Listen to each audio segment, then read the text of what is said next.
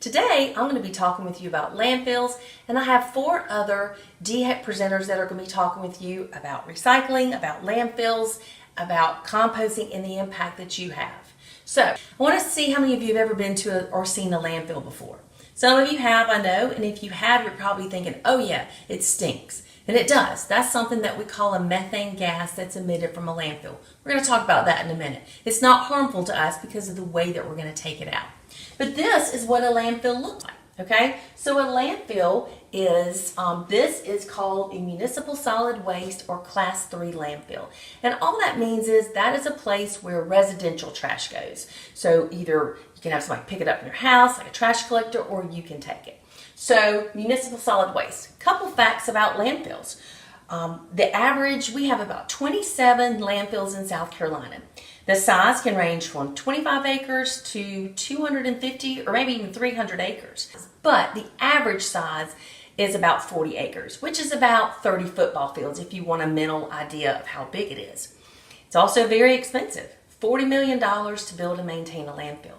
So the goal of a landfill, the reason we have them, is to have a safe place to put our trash. We generate about 5 pounds of trash a day. So the way that we can reduce that is to recycle and to compost and reduce those are ways to reduce what's going in there. You'll hear more about the 5 pounds later on. So another question I want to ask you about landfills. Do you think what is in this landfill will ever fully decompose? It's a true or false question. So you'll find out at the end what that answer is. So this guy's job is to literally crush that trash and compact it and put it into something called a cell. So as we talk about our landfills, this is going to be an example of a cell. So a cell is going to be many different parts of the landfill. So you're going to have many of these. But this is how we start to build it. So we're going to dig a hole. If you've ever built a swimming pool, this is kind of like an example of how big the hole would be. Now, we talked about why it's important to have landfills. Another really important reason is that we want to protect our groundwater, okay? So the groundwater is underneath the Earth's surface, beneath all the rocks and everything, because 40% of our groundwater, or our drinking water, comes from underground. So this is definitely something that we want to protect. As we start to build this, the first thing we're going to put in is just clay to neutralize our soil and get us ready. Then we're going to put in a very thick protective synthetic liner. That's important. Think about a pool liner. It's important because it's going to go at the bottom, it's going to go all the way around the top, and it's got to be thick enough to protect anything from puncturing or potentially getting inside underneath and contaminate that water. Then we're going to have something called a leachate collection and removal system. And basically, it's going to be a bunch of pipes to collect a leachate, which is just contaminated water. That's going to go through our landfill. It's going to be captured in here, and it's going to be filtered, and it's going to end up being clean water. So all the leachate in it is contaminated water, where this is going to filter it. And this whole system is also going to help filter the methane gas and kind of trap it so it's not getting into the environment. Now we're ready to put our compacted solid waste, which is a fancy word for trash. Remember, we're throwing away 5 pounds a day. People throw away crazy things. I've got styrofoam, I've got toothbrushes, pens, pencils, all kind of things. So that happens from the beginning of the day to the end of the day. Then, before we close a landfill, we have to put 6 inches of dirt or daily earth cover on top of this trash. This is really important, and think about how big 6 inches is. That's going to potentially keep the smell down. It's going to keep pests from maybe trying to get into the landfill. And think about this. It's also going to keep a lot of this trash from blowing or potentially littering our environment. So that's a really important step. Next day, in the landfill, we're going to continue to have those trucks coming in with that compacted solid waste every single day. So you can probably guess what the next step is going to be as we're building this like trash cake. It's going to be another 6 inches of dirt. That's going to be on top of this cell. If you got to look at it this way, you could kind of see how we're building these different layers. So it's not just throwing trash into a landfill, it's got a process. Then we're going to put our final earth cover and synthetic liner back on top of this cell. Now this is really important, guys, because we're going to completely seal this cell so that nothing can get out. We're going to keep the gases from getting out. We're going to keep the smell from getting out, which is great. But let's think about this for a minute. What we've done is we totally sealed this so nothing can get out. But what we're doing is we're not allowing, now by doing that, nothing is going to fully decompose in the landfill. Remember that question at the beginning? Because you all know that in order for something to decompose, we need sunlight, air, and water. That is not going to happen now. So that's why it literally is going to sit there. We monitor landfills for 30 years after they're closed. And remember, the average length of a landfill can be 30 to 50 years, depending on how we're recycling. And then the very last thing we're going to do is we're going to plant our grass and we're going to plant trees on top of the landfill. And the reason we do this, guys, if you think about trees are going to absorb that carbon dioxide and then they're going to give out air. This is how we build our cell. This is how we construct a landfill. So now you're going to hear from Janice Allen. And remember, those 5 pounds of trash that we're throwing away, Janice is going to tell you how we are going to sort them and ways that we can keep them from going to our landfill. On to you, Janice. Thanks. Oh my goodness, Chris, that is a lot of trash. Hi everybody, my name is Janice Allen and I'm going to talk to you about the 3 R's today. I bet you already know them: reduce, reuse, recycle. Before we do that, can we talk about this trash? This is 5 pounds of trash in this bag. Did you know that each person in South Carolina produces about 5 pounds of trash per person every single day? Think about that. You yourself in a week, which is 7 days, if you're producing 5 pounds per day, that's 35 pounds of trash. Multiply that by the number of people that live in your house. Oh my goodness, that is a lot of trash, and we certainly don't want all of that going to the landfill. That's where the 3 R's come in. First, we're going to talk about recycling. We're going to talk about what's typically recyclable in South Carolina. Some counties are different, so make sure you check your county recycling website to make sure what their list is. If you're not recycling at home, we're hoping that after you hear our presentation, you're encouraged to do that. We're also going to talk about reusing. It could be something completely silly like my earrings here that are made out of bottle caps. But what I'm really talking about are everyday common sense kind of things, like that Cool Whip container. When it's empty, wash it out, put leftovers in it. I promise I do that. But our main focus today is on reducing. I want you guys thinking about ways to reduce the amount of trash that you're putting in your trash cans. Here's why that's so important. No matter what it is, if you put it in a trash can, it is eventually going to be picked up by a garbage truck and it is going to be buried at the landfill, whether it's recyclable or not. So please pay attention to what you're putting in that trash can. There's some other ways to reduce what's going in there as well. Be careful when you're shopping. Don't overbuy things. I think we have found during this time that we don't actually need as much stuff as we thought we did. Try to avoid things that may end up in the trash later. Pay attention to packaging in the grocery store. Don't buy packages that you know you can't recycle or you know you cannot reuse. You know they're going to end up in the trash can. Try to come up with an alternative. And speaking of grocery stores, don't overbuy food. We are terrible about wasting food in this country. The highest percentage of trash in the landfill are food scraps, so try not to overbuy. So we're going to go and we're going to take a look at the table here, and I have some bags set up and I have some trash on the table. We're going to go down the bags, talk about what kind of things should go in them. They basically represent what you can do with your trash. And so let's get started. The first one is the compost bag. You're going to hear more about that in a minute. But basically a compost pile or a compost bin, you can put your old fruits and vegetables, your leaves, your yard trimmings, things of that nature in that compost bin or pile, and then they're definitely not in the trash can. Let's talk about what's typically recyclable. Remember, check with your county. Plastic jugs and bottles, recyclable, empty them out, put your tops back on there. We don't want the tops loosely in the recycling bin because they're simply too small and they cause problems at the recycling center. Do not flatten them. Of course, you could reuse some of these plastic containers if you want to, but for right now, we're just going to go ahead and put them in the recycling bin. Got one more. Aluminum and steel cans, definitely recyclable. Do not flatten them before you put them in the recycling bin. Newspapers, magazines, office paper, recyclable. Put them in there. Paperboard boxes, cardboard boxes, recyclable. You can flatten these though. It's fine to do that. Go ahead and put them in. I'm probably going to reuse most of my cardboard boxes to mail packages or store things in, but they are recyclable. Glass is not recyclable in every county, so make sure you check. But I love these jars. I put my leftovers in them. I might put thumbtacks, nails, things like that. I'm probably going to go ahead and reuse that. These types of containers, love them too. This had chicken salad in it, probably ordered something to go in here. I'm keeping them. I'm going to clean them. They're going to end up in my refrigerator with leftovers in them. Definitely reusing. So here's that reduced bag. Let's talk about that a little bit.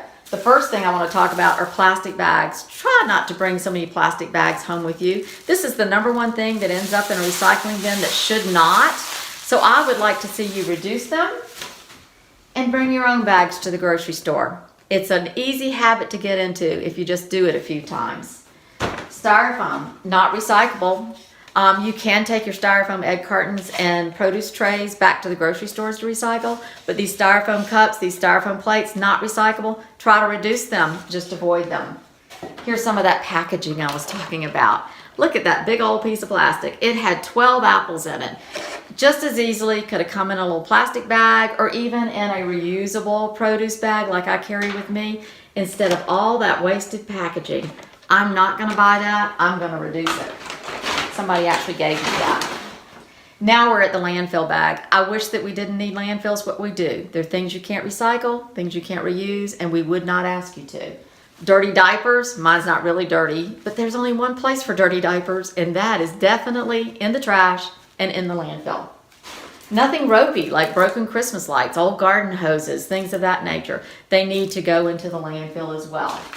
So we've done a pretty good job of reducing. Let's see what's left in the landfill bag. If I can get it in one hand, I'm always happy. Oh, y'all, we did great. Here we go. That is it. I guarantee you that's left less than a pound. We went from 5 pounds to less than 8 pounds going into the landfill. Oh, I have an apple sitting here. It doesn't look too good. I'm going to see if Anita wants it. I bet she can find something to do with it. Bye, y'all. Thanks, Jess, for the apple. I love apples, so this will definitely not go to waste. My name is Anita Menda, and I'm here to talk to you about food waste. As Janice mentioned, food waste is the top item disposed of by Americans and South Carolinians. This accounts for 21% of the waste in the landfill. Now, can you believe that 40% of all food grown and processed goes uneaten each year? That's about $1,800 wasted for a family of 4. Now, what makes this statistic even more amazing is that 1 in 7 South Carolinian is food insecure. That means they are hungry and they have no idea exactly where their next meal will come from. Wasted food also means wasted resources. The growing, processing, packaging, and transporting of food uses a significant amount of water, energy, time, money, and other resources. All this is lost if the food is not consumed.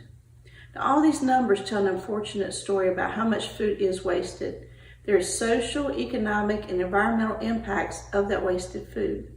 In South Carolina, we have a campaign called Don't Waste Food SC.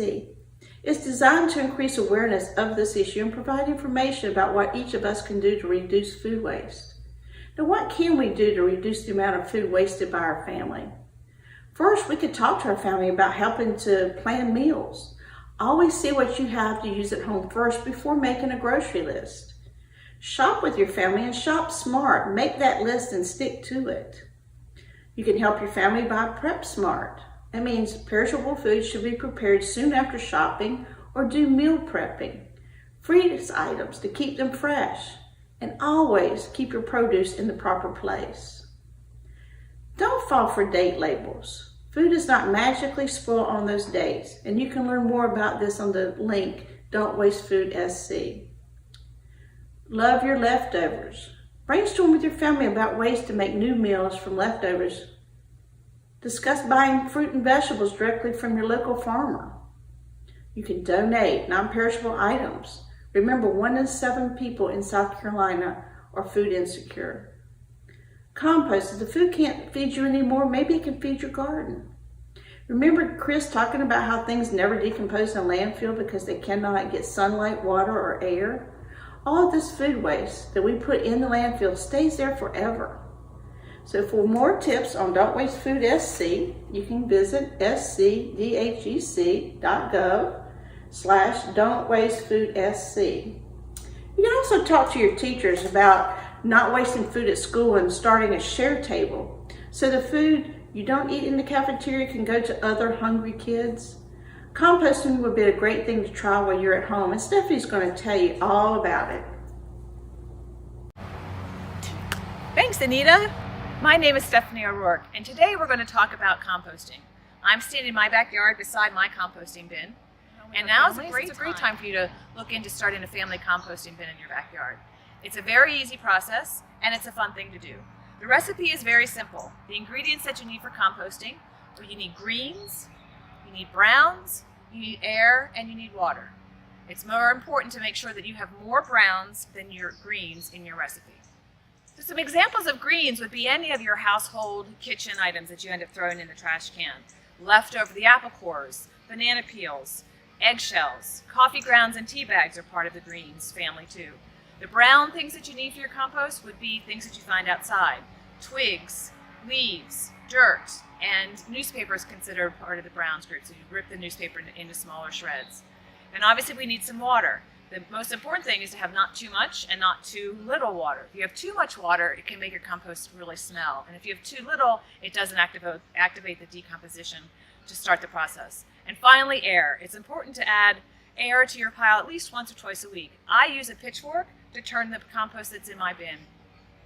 So if you do that, you start with the first thing to do is start with a level of soil. That starts the activation of the decomposition process because it's touching the ground. And then you alternate with greens and browns, remembering that you need 3 times as more amount of browns than you do of greens. So it's 1 part greens and 3 part brown. And then you have your water and your air. So let me show you now some specific examples of browns. Here's some examples of what we consider browns. We have leaves, we have small twigs, we have shredded newspaper. Again, make sure newspaper is shredded when it goes in the compost bin. And then finally, dryer lint is considered a brown also. Here are some examples of greens that you can use in your compost bin. Eggshells, tomatoes, bread, slices of bread, and any leftover breadcrumbs, banana peels, green peppers, and also coffee and tea bags. So if you follow this simple recipe of 1 part greens, 3 parts browns, air and water, in approximately 12 weeks or 3 months, you will have a wonderful soil-like material that you can use in your backyard. I also want to let you know that there are things that should not go into your compost pile. There are no meat or meat products that go into compost pile. No beef, no chicken, no fish, no bones, or no fat. And finally, dairy. There is no milk, there's no cheese, or yogurt products that go into the compost pile. But if you follow this simple recipe, you'll be able to enjoy some organic compost for your backyard. If you want more information about composting, please go to South Carolina DHEC's webpage. They have more detailed information if you are interested. Hopefully you are interested in starting a backyard composting project with your family. Now I'm going to send you over to Mary Margaret, and she's going to show you how you can make different products out of other recycled items, like this plastic water bottle. Off to you, Mary Margaret. Thank you, Stephanie. As we discussed, our trash from school and from home ends up in the landfill. Chris told us all about a landfill, how once the trash is there, nothing is biodegrading because it's not getting sunlight, air, and water. And then Janice showed us her bag of trash, telling us that each person in South Carolina generates 5 pounds of trash a day. Janice went on to tell us ways that we can reduce, we can reuse, and we can recycle. And then Anita shared with us about the Don't Waste Food SC program, keeping those food scraps out of the landfill. And Stephanie talked to us about composting. Now let's take a closer look at recycling. I'm sure that everybody has seen this Chasing Arrow logo before, but did you know that each arrow actually represents a part of the recycling process? Let's take a look at my recycling loop board that I have here. The first step we have is collection of recyclable materials. That's when you and I are putting the item in the recycling bin. The second one is the sorting and processing of the materials. Once the recyclables leave my house or our drop-off centers, it goes to a MRF, a material recovery facility. That's where all the recyclables are collected, they're separated, and then they're sent to a processor. That company will take that raw material and turn it into a new product. The third arrow represents the buying recycled products. When we see those recycled items, we need to purchase them. And that is what we call closing the loop. So again, the collection, manufacturing, and buying recycled materials. Let's take a closer look at some items that we can recycle. We can recycle our aluminum cans. Once these are recycled, they can be recycled back into aluminum cans again. A fun fact, if we recycle this aluminum can today, in 6 more weeks it can be back on the shelf. It may be a Pepsi or a Dr. Pepper next time. We can recycle our steel cans back into steel cans again. Our glass jars, we can recycle them back into glass again. And our plastic items. What happens to the plastic items is that they go through a machine. The machine chips them up into little chips of flakes that look like this. And you can see the green flakes on there. Those green flakes are the Sprite and the Mountain Dew containers. So from there, this raw material goes to another company. That company makes a fiber. Now this looks a lot like cotton, but again, this is not cotton. That's just this plastic bottle that we once had. So that company takes this fiber and they're able to make carpet out of it. They also can take that fiber and make t-shirts out of it. This t-shirt that I have, the label says it took 5 2-liter soda bottles to make this t-shirt. Also, I like the logo on here. It says, I'm wearing post-consumer waste. Another thing that I have that's made from recycled plastic bottles is this tote bag. And then on my tote bag, it says that this bag is made from 85% recycled plastic. Another thing I have here are my plastic jugs, my milk jug and my Tide detergent. Once these are recycled, they can be recycled into plastic lumber. A place where you may start seeing this plastic lumber is outside on a park bench or a picnic table. And maybe even at your school, you may have something like this at your school. Now, with our wood, after a while, the wood gets weathered and it starts to rot. This plastic lumber is going to be around forever. It may cost a little bit more, but again, it's going to be around forever. Another neat thing that you'll notice about this plastic lumber is that it's that color all the way through and through, so there's no painting involved with it. So when I have my paperboard, these are recycled back into paperboard again. My newspapers can be recycled, and when I recycle my newspapers, it can be recycled back into newsprint to make another newspaper, or it can be recycled into pencils. And I have 2 pencils I want to show you. The first one is just a yellow one, and then on the box it said made from recycled cardboard and newspaper. The second pencil I have is made from recycled newspaper as well, but on this one, you can be able to see that it has the words on there, and the neat thing about it, as you start to sharpen it, you can start seeing some of the letters and some of the words from the newspaper that it had there. The next item I want to show you is something that you cannot put into your recycle bin, but when you recycle your tires, they can be recycled into soaker hoses. Soaker hoses is like a garden hose. It's a little different. Your garden hose, you do not want it to drip, but your soaker hose, you do want it to drip. So this soaker hose is made from recycled tires. And then on here, you can actually see some of the tires. And in small print, it says that it took, every year, they take over 700,000 old tires and recycle them into soaker hoses. Now the next few things I want to show you are some things that I bought back in August when I had to do my back to school shopping. And so I found this notebook. And this notebook is made from recycled tires. But I want you to look at the paper on the inside. My paper is made from recycled paper. And notice it has those chasing arrows again. Remember the collection, manufacturing, and buying recycled material. Another neat thing that I found that day was some pencils. And these pencils are made from recycled tires as well. So you can see they're just black pencils here. But also I noticed that the box is made from recycled paper as well. The other thing I found was this notebook, and the notebook was made from recycled paper.